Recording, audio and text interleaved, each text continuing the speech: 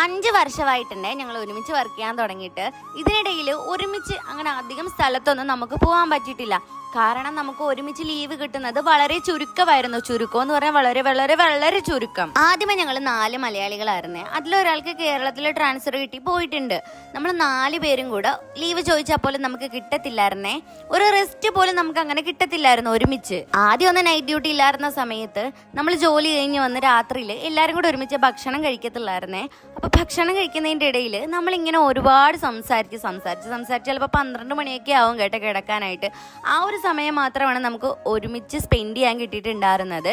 മയം night duty തുടങ്ങിയപ്പോഴേക്കും അതും ഇല്ലാണ്ടായി. ഇപ്പൊ ഇതാ ഒരാൾ ട്രാൻസ്ഫർ വാങ്ങി പോയിട്ടുണ്ട്. പിന്നെ ഞങ്ങൾ 3 പേരാണുള്ളത്. അതിലൊരാൾ ഓഫീസിൽ കയറി, ബാക്കി 2 പേർക്കും അഡ്ജസ്റ്റ് ചെയ്ത് 4 പേര് ലേഡീസ് ഒക്കെ ഉണ്ടെങ്കിൽ മോർണിംഗ് ഇടാൻ പറ്റും.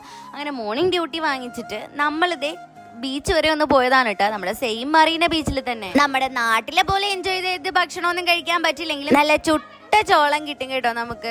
അന്ന് നമ്മൾ ഓഫർ ഇട്ട ദിവസമായിരുന്നേ. അതുകൊണ്ട് അത്യാവശ്യം നല്ല രീതിക്ക് ഓർഡർ ഉണ്ടായിരുന്നു. അപ്പൂസ് അതുകൊണ്ട് നമ്മുടെ കൂട്ടത്തിൽ വന്നിട്ടില്ലായിരുന്നേ. നമ്മൾ പെൺപടകൾ മാത്രമാണ് പോയത്. അതുകൊണ്ട് ഒരു ഗുണം ഉണ്ടായി. ട്രെയിനിൽ ലേഡീസ് കോച്ചിൽ കയറി വരാൻ പറ്റിയിട്ടുണ്ട്. പീക്ക് ടൈം ആയതുകൊണ്ട് നല്ല തിരക്കായിരിക്കും. പക്ഷെ ലേഡീസിൽ നമുക്ക് അത്യാവശ്യം വലിയ തിരക്ക് ഉണ്ടാവത്തില്ല.